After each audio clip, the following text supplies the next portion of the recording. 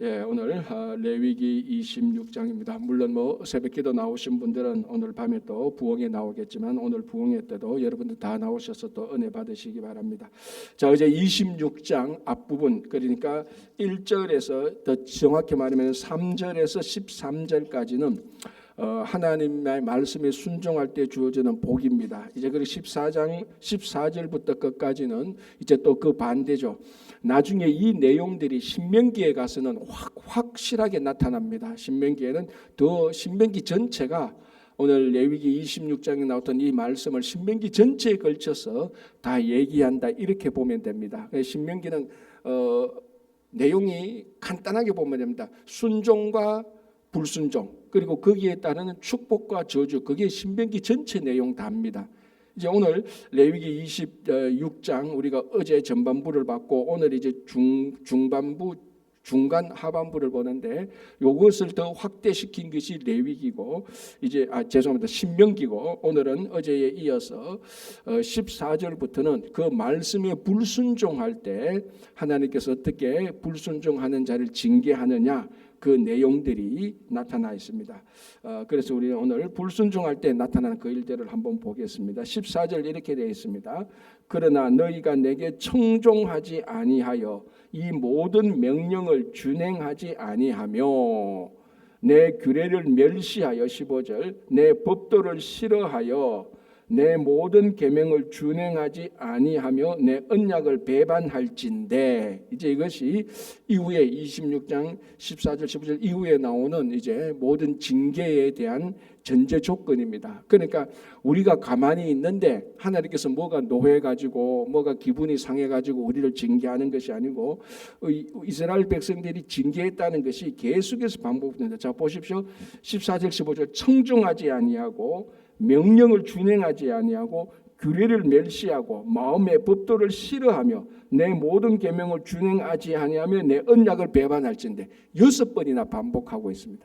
한 번만 해도 됩니다. 너희들이 내 말씀에 순종하지 아니하면, 이렇게 말해도 우리가 다 알아듣지 않습니까? 불순종했구나 라는 나오는데 14절 15절에 6번이나 똑같은 내용으로 6번이나 반복해서 얘기하고 있습니다.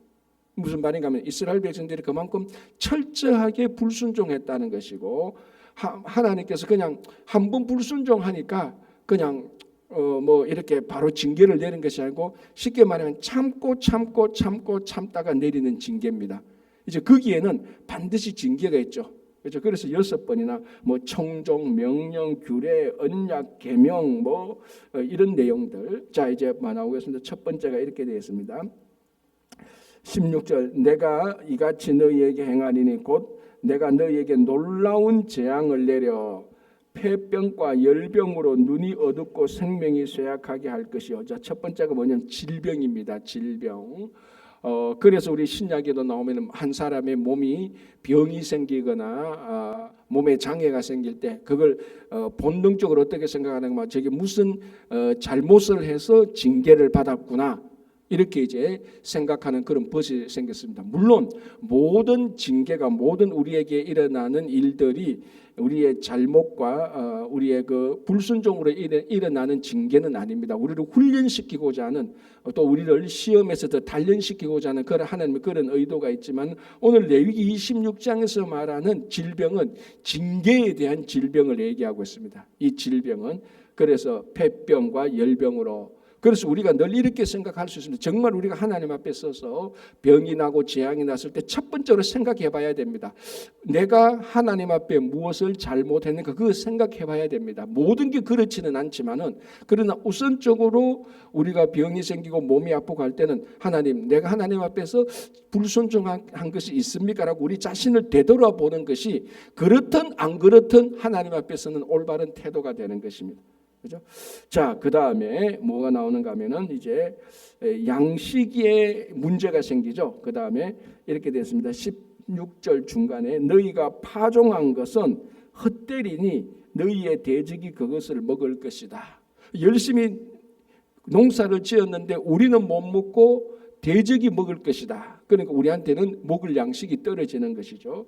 그것이고, 자, 세 번째 17절 내가 너희를 치리니 너희가 너희의 대적에게 패할 것이다. 자, 여기서 이제 기근이 생기고 질병이 생기고 전쟁에서 패하게 될 것이고, 이것이 이제 26절 이후로 계속해서 이런 내용들이 바뀌면서 이스라엘 백성들에게 징계하는 내용들이 이제 더 우리말하면 변주곡으로 이제 나타나는 것을 볼 수가 있습니다. 자, 17절 다시 볼게요. 내가 너희를 치리니 너희가 너희의 대적에게 패할 것이요 너희를 미워하는 자가 너희를 다스릴 것이며 너희를 쫓는 자가 없어도 도망하리라. 전쟁에서 패하게 될 것이다 라는 것을 얘기하고죠. 자, 그러면 이런 질병과 기근과 즉 뭐 양식이 없어지는 것과 전쟁에서 패하는 이 목적은 뭡니까? 하나님께서 이스라엘 백성들을 완전히 멸종시키게 하는 것이 아니라고 했습니다. 자, 우리 성경 전체에서 많은 징계가 나옵니다. 많은 징계와 처벌 나오는데 그 모든 것의 궁극적인 목적은 그런 일들을 통하여서 다시 하나님께로 돌아오게 함입니다. 그런 일들을 통해서 완전히 파멸시키는 것이 아니고, 여기서도 병이 걸리고 전쟁에서 패하게 되고 하는 이런 것들을 통하여서 깨닫고, 이제 나중에 보면 여기 40절 41절 보면은 그것을 깨닫고 알게 되고 하는 내용이 나오는데요. 이런 것들을 통하여서 우리들이 하나님 앞에서 무엇을 잘못했는가 깨닫게 하기 위함이라는 것입니다. 자, 가장 대표적으로 우리가 이제 나중에 보겠지만 가나안 정복 때 이스라엘 백성들이 여호수아의 인도로 가나안에 들어가자마자 여리고성을 무너뜨리고 그다음에 아이성 전투할 때 완전히 패배하지 않습니까? 그죠?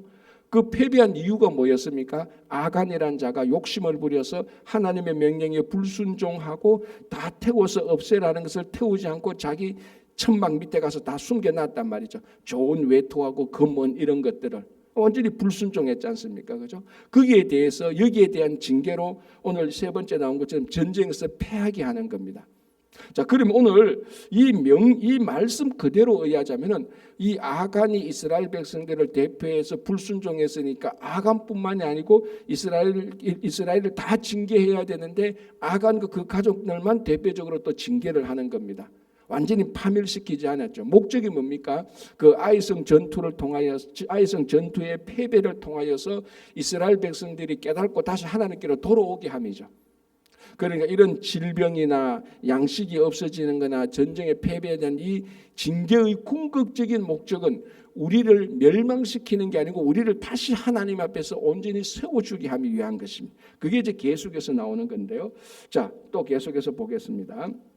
이런 이제 징계에 대한 내용들이 계속해서 나오는데요. 19절 보겠습니다. 내가 너희의 세력으로 말미암은 교만을 꺾고 너희의 하늘을 철과 같게 하며 너희 땅을 녹과 같게 하리라. 자, 이게 비유법인데요. 하늘이 철과 같게 되고 땅이 녹과 같게 된다면 말이면 하늘과 땅에서 어떤 농사에 필요한 비가 내리지 않는다는 것입니다. 자, 그래서 보십시오. 20절에 너희의 수고가 헛될지라 땅은 그 산물을 내지 아니하고 땅의 나무는 그 열매를 맺지 아니하라. 그러니까 하늘과 땅이 막혀버렸단 말입니다. 하늘은 철처럼 땅은 노처럼. 그리고 하늘과 땅이 막혀버렸는데 거기서 농사를 아무리 지어본들 땅에서는 그 땅의 영양분이 나타나지 않고 땅의 그 수분이 나타나지 않고 하늘에서는 비가 내리지 않고, 그러니까 아무리 수고를 해도 파종할 열매를 거두지 못하는 겁니다. 그러니까 여기에서 말하는 것은 우리가 열심히 수고하고 뭐 이렇게 사는 건 다 좋은데 그것보다 더 먼저 해야 될 건 뭡니까? 하나님의 말씀을 지키는 게 더 우선적이라는 것을 알 수 있습니다. 우리 성도들에게는 말씀을 지키지 않고 아무리 열심히 수고해봤자 그 마지막은 파종할 것이 없다라는 결론을 얘기해 주고 있는 것입니다. 자, 그 다음에 또 보겠습니다. 계속해서 이 말은 반복되죠. 41절 너희가 나를 거슬러 내게 청종하지 아니할진대. 그러니까 징계가 계속해서 나옵니다. 징계가 계속해서 나오는데 그 징계의 이유는 또 계속해서 이유를 말하죠. 너희들이 하나님의 말씀을 청종하지 아니했다. 혹시나 이 말을 잊어버릴까 봐. 왜 우리가 징계를 받지? 라는 이 징계의 이유를 혹시나 잊어버릴까 봐 징계 앞에는 반드시 그 이유를 말하고 있습니다. 그래서 계속해서 반복합니다. 41절에 너희가 나를 거슬러 내게 청종하지 아니할진대 내가 너희의 죄대로 너희에게 7배나 더 재앙을 내릴 것이요. 자, 여기서 7배의 재앙이라는 것은 글자 그대로 1배, 2배보다 더 많은 7배가 아니고 하나님께서 보시기에 가장 적당한 가장 온전한 재앙을 내린다는 겁니다. 7의 숫자가 완전수 아닙니까? 그죠? 하나님께서 완전한 징계를 내린다라는 것인데요. 자, 아주 특별한 내용이 나옵니다. 22절에 내가 덜 짐승을 너희 중에 보내리니 그것들이 너희의 자녀를 움키고 너희 가축을 멸하며 너희의 수요를 줄이리니 너희의 길들이 황폐하리라. 자, 이번에 덜 짐승, 뭐 넓게 보면 짐승이죠. 이 짐승을 이스라엘 백성들에게 보내서 이스라엘 백성들의 삶을 무너지게 한다.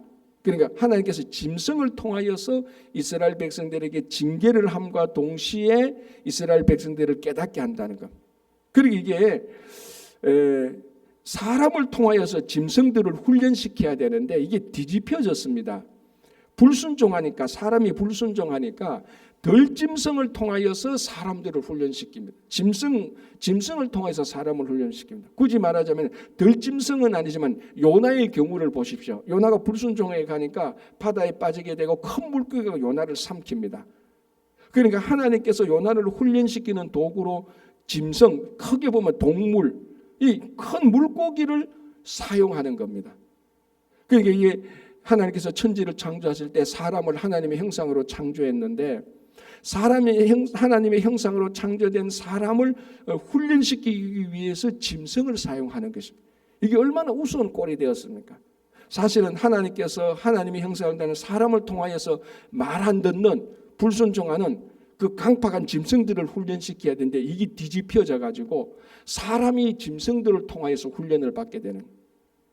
여기 또 보면 나중에 우리 엘리사 있지 않습니까? 엘리사가 대머리였지 않습니까?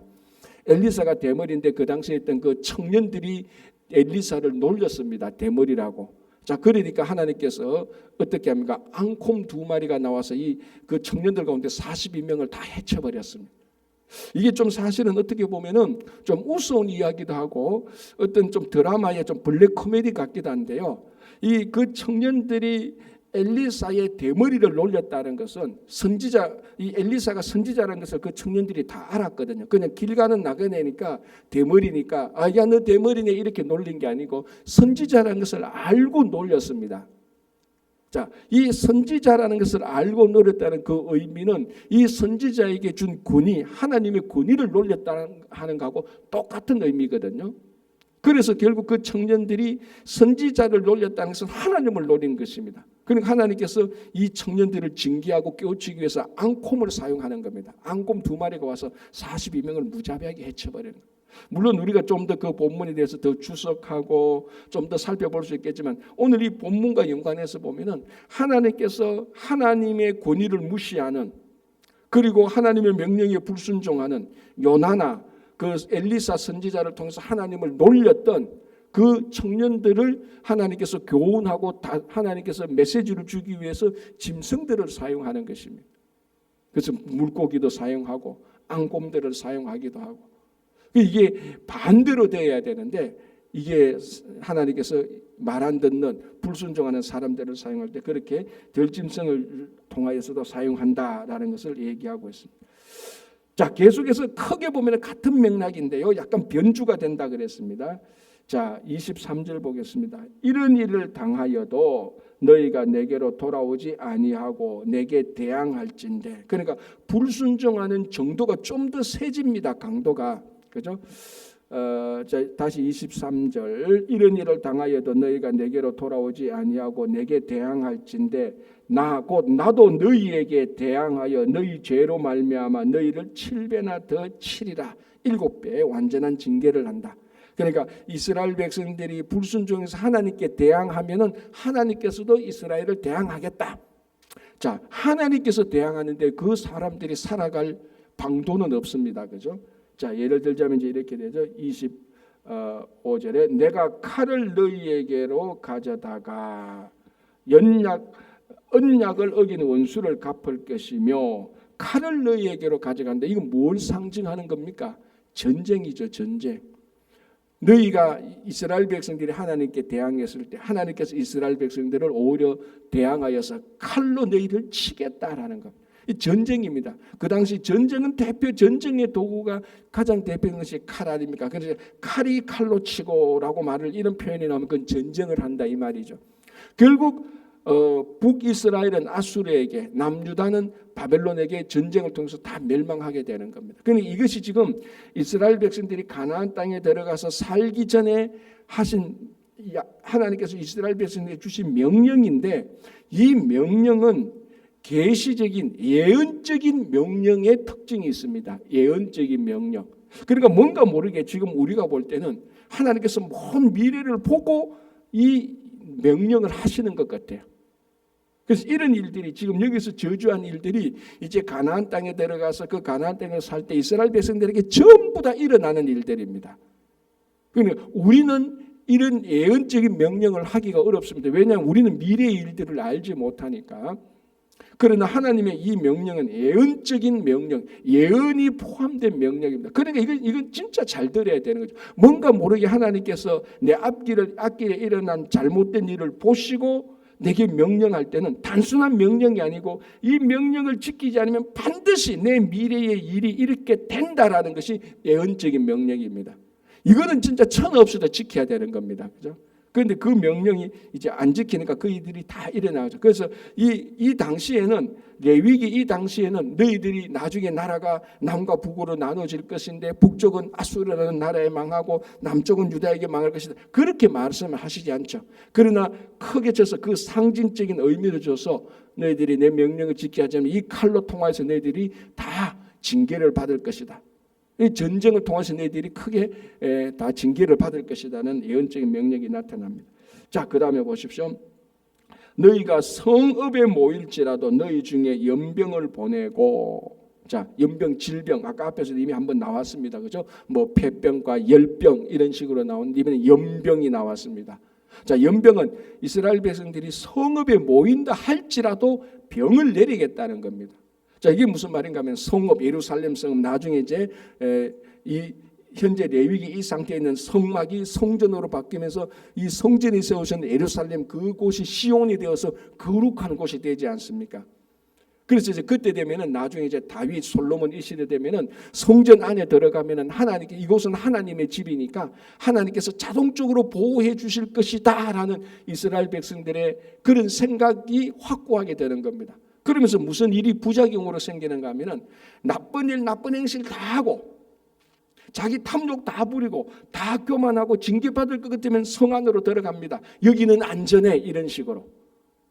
왜 우리가 좀 그렇지 않습니까? 우리 인간의 심리가 나쁜 일 다 하고 교회 딱 들어오면은 안전할 것 같은 그런 심리가 생깁니다.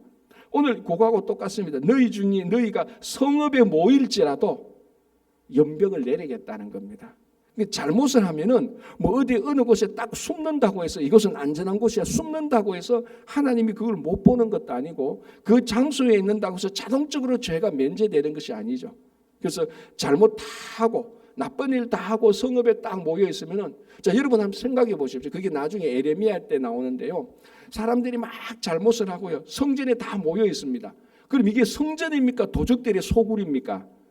이게 도적들의 소굴이 된단 말이죠. 그래서 에레미야 때 에레미야 선지자가 그런 비유로 말하는 겁니다. 이 성전이 말이지 도적들의 소굴이 되었다고 말합니다. 왜 성전이 도적들의 소굴이 됐나? 바로 이렇게 돼. 이거하고 같은 맥락입니다. 죄 다 짓고 악한 일 다 하고 그래도 뭐가 마음으로 불리하니까 성전에 막 모여가 이곳은 괜찮겠지 라는 그런 사람들이 있을 때 이제 더 이상 성전은 하나님의 집이 아니고 도적들의 소굴이 되는 겁니다. 자, 우리가 교회는 죄인들이 모이는 곳입니다. 그죠? 다 그렇죠. 죄를 지었으니까 하나님 앞에 나오고자. 자, 그러면은 여러분, 이 죄인들이 모여도 어떻게 모였는가에 따라서 이게 교회가 될 하나님의 집이 될지 아니면은 도적들의 소굴이 될지 결정이 납니다. 똑같이 죄를 지었습니다. 그러나 우리가 죄를 짓고 이거 정말 우리가 하나님 앞에 잘못했구나. 내가 하나님 앞에 회개해야지 하면서 교회에 모여서 회개하는 이 성전은 하나님의 집이 되고 내가 잘못했구나. 그러면서 자기가 잘못을 했으면서 그것을 깨닫지 못하고 회개하기 위하여서 성전에 오는 것이 아니고 이 성전에 오면은 잘못을 피할 수 있겠구나라고 생각하면서 오는 이 성전은 이 성전은 도적들의 소굴이 되는 겁니다. 무슨 말씀인지 알겠죠? 똑같이 죄를 짓습니다. 우리는.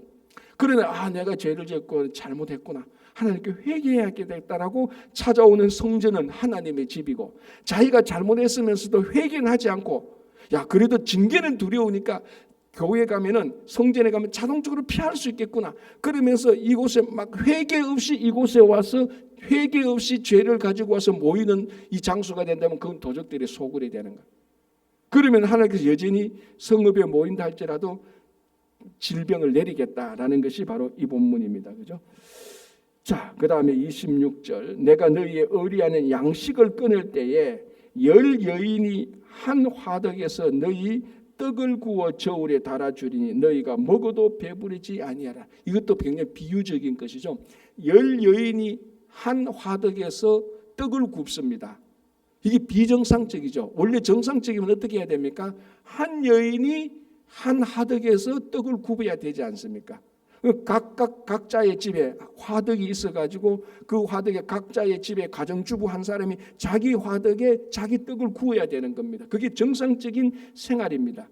그러나 하나님께서 징계를 내리면은 10 여인이 한 화덕에 모입니다. 왜? 자기 집에 화덕이 없으니까 집이 다 망가졌으니까. 그래서 10 여인이 화덕 하나에 모여서 떡을 구워도 어떻게 보면 그래도 먹을 게 모자란다는 거. 기근을 주고 양식이 모자란. 아까 앞에서 나온 거하고 같죠. 하나님께서 하늘을 철과 같이 하고 땅을 녹과 같이 해서 열심히 수고를 해도 파종할 것이 없다는 것입니다. 그래서 우리가 이거를 보면요, 우리가 열심히 수고하는 것은 당연한 겁니다. 당연히 수고해야 되죠. 그러나 열심히 수고하기 이전에 먼저 말씀에 순종하는 것이 더 우선이라는 것이죠. 그죠? 자, 그 다음에 계속 볼게요. 이제 실제로 일어난 일들을 얼마나 예언적인 명령이 나오는가 보면요. 예언적인 내용이 나오는가 보면 29절을 보시기 바랍니다. 너희가 아들의 살을 먹을 것이요 딸의 살을 먹을 것이며. 참 끔찍한 내용이죠. 사람을 먹는데 다른 사람이 아니고 자기 아들과 딸의 살을 먹는다. 이게 나중에 실제로 이루어지지 않습니까? 엘리사 선지자 때, 북이스라엘의 엘리사가 선지자할 때 그때 이제 아합의 아들들이 왕이 됩니다. 그러니까 이 아들들이 아합보다 더 악하게 나라를 다스리는 거죠. 우상을 섬기고 하나님을 안 쓴 겁니다. 자, 그러니까 우리가 이스라엘 역사를 보면요, 왕이 악하면 악할수록 더 뛰어난 선지자가 나타납니다. 아합 왕이 가장 악했을 때 엘리야가 나타나고요, 그 아들이 악할 때 더 악한 짓을 할 때 엘리야의 능력을 더 받은 엘리사가 나타나는 겁니다. 자, 이때 아람 왕 베나닷이 쳐들어와서 사마리아 성을 완전히 뺑 둘러서 포위하지 않습니까? 그때 이 사마리아 사람들이 먹을 것이 없어가지고 계속 포위된 상태에 있으니까 먹을 것이 없어서 어떻게 합니까? 자기들이 합의를 해서 오늘은 너희 아들을 먹고 내일은 우리 아들을 먹자. 이런 식으로 자기가 자기 아들을 못 먹으니까 교대로 먹자는 이런 내용들이 나타납니다. 자, 이때 그 성에 있던 4명의 나환자들이 도저히 이거 안 되겠어 싶어서 여기서 있으면 우리가 분명히 굶어 죽는다. 굶어 죽거나 이래 죽거나 저래 죽거나 똑같으니까 우리가 굶어 죽기는 싫다 해서 아람 성으로 가보지 않습니까? 거기서 잡혀서 죽으면 그래 죽거나 여기서 굶어 죽거나 똑같다. 그러나 우리가 아람 성에 갔으면 혹시나 그 사람들이 우리를 살려줄 수는 있지 않을까 해서 4명의 나환자가 사마리아 성을 벗어나서 아람 성에 갔는데 거기 아람 사람들이 다 도망가고 먹을 것이 풍부했고 그래서 이 4명의 나환자들이 다시 소식을 알리는 그런 내용들이 나타나지 않습니까? 그때 바로 일어났던 일들이 사람과 사람, 이 어른들이 자녀들을 먹었다라는 기록이 나옵니다. 지금 거기 똑같지 않습니까? 너희가 아들의 살을 먹을 것이요 딸의 살을 먹을 것이다. 아까 말씀드린 것처럼 예언적인 내용이 들어가 있다는 것. 그런데 이런 성경에 나타난 이런 예언적인 말들을 무시했다, 계명을 지키지 않았다, 그게 또 징계로 나타나는 것을 볼 수 있습니다.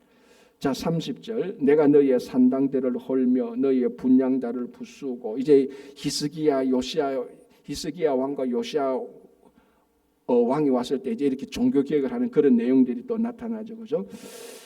자, 31절. 내가 너희의 성읍을 황폐하게 할 것이다. 자, 32절에 그 땅을 황무하게 할 것이다. 자, 33절에 내가 너희를 여러 민족 중에 흩을 것이다. 이거 뭘 의미하는 겁니까? 사마리아가 망하고 특별히 예루살렘 그 도시가 황폐하게 되고 황무하게 되고 북이스라엘은 아수르로 흩어지게 되고 남유다는 바벨론으로 흩어지게 되는 그 내용들이 그대로 나타나 있습니다. 자, 33절 다시 볼게요. 내가 너희를 여러 민족 중에 흩을 것이다. 그래서 아수르는 그래서 북이스라엘은 아수르에 멸망해서 아수르 사람들이 그 사마리아 사람들을 많이 데려가기도 하고, 그리고 어떻게 합니까? 아수르 사람들을 사마리아에 와서 사마리아 여인들과 같이 이제 혼합하도록 하는 것입니다.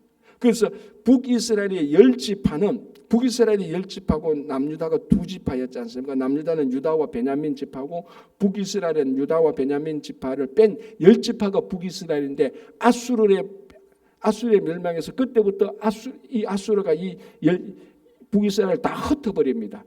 그때부터 10지파는 이제부터 지파가 더 이상 만들지 못하게 되는 겁니다. 지파가 이제 없어지기 시작합니다. 막 온 열방 중에 흩어져 버렸어요. 남유다도 바빌론에 잡혀가지고 많이 흩어졌죠. 그 단어가 그 중에 그대로 나오는 겁니다. 33절에 내가 너희를 여러 민족 중에 흩을 것이다. 그리고 앞에는 황폐하게 되고 황무하게 될 것이고. 자, 우리가 요즘 주일에 느헤미야를 보지 않습니까? 에스라 느헤미야를 보지 않습니까? 그 내용이 이거 아닙니까? 황폐하게 되고 황무하게 되고, 느헤미야가 예루살렘이 황폐하게 됐다는 얘기를 듣고 페르시아에서 너무 가슴이 아파가지고 그 황폐한 성읍을 다시 세우려고 3차 기한에서 성벽을 세우는 게 느헤미야의 얘기입니다. 그 얘기에 온전히 여기에 나오는 겁니다. 지금 황폐하게 되고 황무하게 되고 민족 중에 흩을 것이다. 그 이유가 뭡니까? 전부 다 하나님의 말씀을 순종하지 않았기 때문이죠. 그때 여러 선지자들을 보내서 말씀에 순종하라. 그러면 너희들이 산다. 그렇게 얘기를 했지만 다 말씀에 불순종했던 내용들이 여기 나오는 겁니다. 그렇죠? 자, 그런데 여기서 이제 전화위복의 상황이 하나 나타납니다. 그게 34절. 너희가 원수의 땅에 살 동안에, 그러니까 유다의 예를 들자면 바벨론에 포로되어서 살 동안에 너희의 본토가 황무할 것이다. 맞죠? 그죠? 예루살렘이 황무하게 됐죠. 이제 백성들은 포로로 잡혀갔고 예루살렘은 황무하게 되었습니다. 자, 그런데 보십시오. 여기에 놀라운 하나님의 전략이 있습니다. 뭐라고 되어 있습니까? 본토가 황무하게 될 것이므로 땅이 안식을 누릴 것이다 라고 말합니다. 그 땅이 안식을 누리리라. 자, 우리가 앞에서 봤죠. 안식년도 봤고 희년도 봤습니다. 그죠? 안식년의 핵심은 뭐였습니까? 7년째에 땅을 경작하지 말라라는 것이었습니다. 이것이 확대되는 게 희년 아닙니까? 희년 때도 77이 49년이 지난 50년째가 희년 아닙니까? 그래서 희년이 되면은 몇 년 땅을 경작하지 못합니까? 2년이죠. 49년째 땅을 경작하지 못합니다. 왜냐하면 안식년이니까. 그리고 그 다음에 땅을 경작하려고 보니까 이때는 희년이 되어서 49년 50년째는 땅을 놀려야 됩니다. 이게 안식년과 희년에 담겨진 하나님의 이 땅에 대한 하나님의 자비하심입니다. 자, 그런데 오늘 이 본문을 보니까 나중에 너희 이스라엘 백성들이 하나님의 말씀에 순종하지 아니해서 민족 가운데 흩어져서 오늘 여기 보니까 원수의 땅에 살 동안에 땅은 황무하게 되죠. 그런데 황무하게 된 땅을 아무도 경작 안 하지 않습니까? 왜? 이 백성들이 원수의 땅으로 붙잡혀 갔으니까. 그제서야 땅이 안식을 하게 되는 겁니다. 자, 그럼 뭘 알 수 있죠, 우리가? 이 땅에 살고 있었던 사람들이 안식년을 지켰다, 안 지켰다? 안 지켰다는 거죠. 왜? 지켰으면 땅이 이제서야 땅이 안식을 할 이유가 없죠. 안 지켰다는 겁니다. 그래서 어떤 사람은 이렇게 봅니다. 하나님께서, 물론 이거는 이제 우리가 10가지 이유를 볼 때 한 9번째, 10번째에 해당되는 이유인데요. 하나님께서 왜 유다 백성들을 바벨론으로 다 옮겼는가? 어떤 사람은 거기에 이런 이유도 있다는 겁니다. 땅을 다시 살리기 위해서. 왜? 안식년을 안 지키고 희년을 안 지키니까. 그때는 땅을 하나님께서 안식년을 해서 땅을 경작하지 않고 그 땅을 놀려야 되는데 이스라엘 백성들이 안식년 안 지킵니다. 그건 계속해서 농사하는 겁니다. 하나님께서 보실 때 안 되겠다. 이 땅을 살려야 되겠다. 어떻게 합니까? 그럼 그 땅에 살고 있는 사람들을 다른 데 옮겨야 되잖아요. 그게 유다 백성들을 바벨론으로 옮겼다는 원수의 땅에 옮겼다는. 그러니까 이 땅이 황무하게 되지만은 결국은 경작을 하지 않으니까 땅이 쉬게 되는 것입니다. 그래서 이게 전화위복이 되는 그 내용을 말하는 겁니다. 자, 35절 보겠습니다. 너희가 그 땅에 거주하는 동안 너희가 안식할 때 땅은 쉬지 못하였으나, 이게 뭡니까? 하나님 말씀에 순종 안 했다는 명백한 증거가 나옵니다. 그 땅이 황무할 동안에는 쉬게 되리라라고 말합니다. 그렇죠? 자, 그래서 우리가 가끔 이제 이런 말도 하지 않습니까? 평생 일만 하고 주일도 안 지키고 돈만 벅벅 긁어 모으던 사람이 하나님께 징계를 받아서 쉬게 됩니다. 병 걸려가지고. 가끔 이제 한국에서도 그런 분이 있죠. 막 예수 믿으라고 할 때 안 믿고 부인은 기도하고 하는데 열심히 일했다가 한 3, 4년 일했다가 병에 딱 걸립니다. 일하고 싶어도 못하는 거죠. 그러면서 자기 인생을 쭉 되돌아봅니다. 왜 이랬나 왜 이래 내가 쉬지도 못하고 했나. 그러면서 인생의 진리를 알게 되고 참된 삶을 알게 되는 게 이 땅하고 똑같습니다. 그러니까 징계를 받고 일을 안 해보니까 회복이 뭐고 안식이 뭐라는 것을 알게 되는 그런 경우들도 있지 않습니까? 그래서 이제 그를 고백할 때 자기가 질병에 걸린 것이 오히려 하나님의 은혜였다. 참된 인생의 본질을 알게 되는 그런 고백들도 간증도 우리가 종종 듣지 않습니까? 땅도 마찬가지예요. 땅이 황무해졌는데 알고 보니까 경작을 안 해서 안식을 지켜서 그 땅이 더 좋게 되는. 그러니까 열심히 일만 하다가 사람이 한 번씩 하나님의 징계를 받아서 병이 나고 나서 보니까 심령도 거듭나고 병도 회복되고 하나님 앞에서 어떻게 살아야 되는가를 알게 되는 그런 경우도 마찬가지죠. 그죠? 자, 36절을 보시기 바랍니다. 이렇게 됐습니다. 너희 남은 자에게는 그 원수들의 땅에서 내가 그들의 마음을 약하게 하리니 그들은 바람에 불린 잎사귀 소리에도 놀라 도망하기를. 자, 하나님께서 그 마음을 약하게 해버립니다. 자, 이거는 뭐에 대한 징계입니까? 마음이 강팍하고 교만한 것에 대한 징계죠. 자, 하나님의 말씀을 안 지키는 이유가 우리가 강팍하고 교만하게 된 겁니다. 마음이 높아지는 겁니다. 그런데 하나님께서 이 마음을 치니까 마음이 약하게 되어서 우리만은 바람에 나는 잎사귀 소리에도 막 두려워 떨게 되는 겁니다. 이제 진짜 하나님을 경외할 수 있는 마음의 기반이 잡히게 되는 겁니다. 하나님을 두려워할 줄 알아야 되지 않습니까? 그런데 자기 사업이 잘 되고 사람들이 자기를 따라주고 권력을 쥐고 세상에서 잘 나가니까 마음이 높아지니까 마음이 하나님을 두려워하는 마음이 안 생깁니다. 그래서 하나님께서 치니까 마음이 완전히 낮아져 가지고 바람 소리에도 놀라 자빠질 정도로 낮추어 버렸다라고 얘기를 하는 거예요. 자, 이런 것들이 전부 다 뭡니까? 결국은 하나님을 섬기게 하기 위한, 아까 처음에 말씀드린 것처럼 영혼이 파괴시키고 영혼이 지옥불에 던지고 그게 목적이 아니라는 겁니다. 이런 징계를 통하여서 하나님을 알게 하기 위한 그 목적에 있다는 겁니다. 그래서 우리가 때로는 하나님한테 징계도 받고 벌도 받을 때 이 안에 담겨있는 하나님의 놀라운 은혜를 볼 줄 아는 믿음이 있어야 되는 겁니다. 결국은 하나님 앞으로 돌아오게 하는 것이죠. 자, 오늘 우리 여기까지 보고 이제 다음 주에 요 마지막 레위기를 마지막 우리 마무리하도록 하겠습니다. 그래서 이 하나님 가만히 보면은 명령이 순종할 때 주시는 복과 불순종할 때 오는 징계, 이 복과 징계 모든 것이 다 하나님으로부터 오고 징계조차도 하나님의 은혜가 있다라는 것을 우리가 알 수 있는 것입니다.